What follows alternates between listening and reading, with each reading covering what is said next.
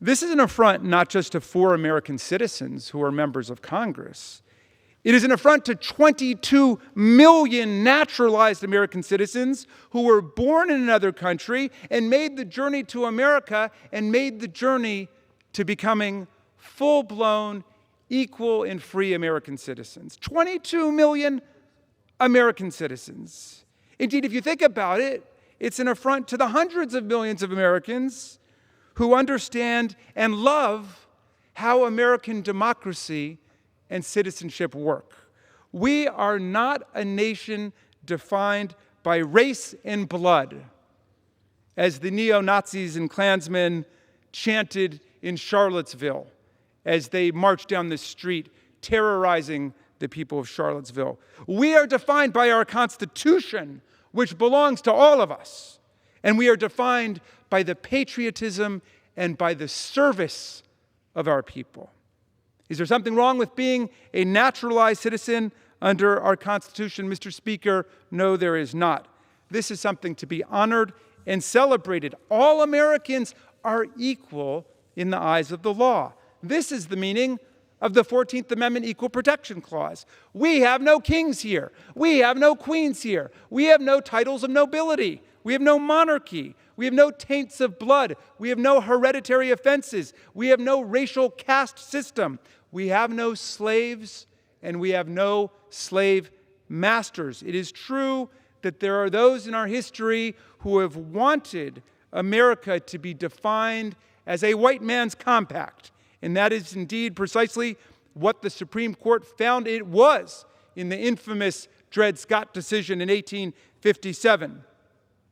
President Lincoln, a great and glorious Republican president, rejected the Dred Scott decision from the beginning as the product of a racist ideology and a racist political conspiracy.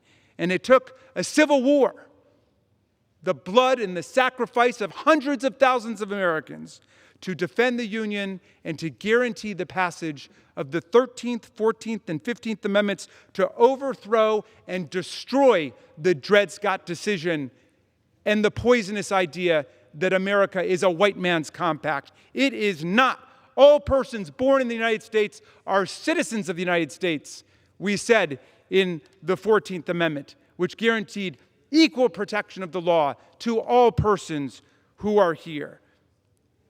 All of us are equal, whether you are a naturalized citizen who was born in Ireland, as our colleague Congressman Sean Casten was, or in Ecuador, as our colleague Debbie Mercalzo-Powell was, or Mexico, as our colleague Chuy Garcia was, or France, as our good friend and colleague Mark Meadows was, or Thailand, as our colleague Tammy Duckworth was, or Guatemala, as our colleague Norma Torres was, or Taiwan, as our colleague Ted Lieu was, or Canada, as our colleague Ted Cruz was, or Poland, as our colleague and author of this resolution, Tom Malinowski was. If these Americans, and many more like them, we have 49 foreign-born members of Congress. We have 29 foreign-born members of Congress. If these Americans, and many more like them, don't belong in Congress, tell it to the millions of people who elected them. And tell it to the founders of our country, who specifically said that you can run for the House of Representatives if you are a naturalized citizen, if you have been naturalized for 7 years, or you can run for the Senate of the United States if you're a naturalized citizen, if you have been naturalized for 9 years.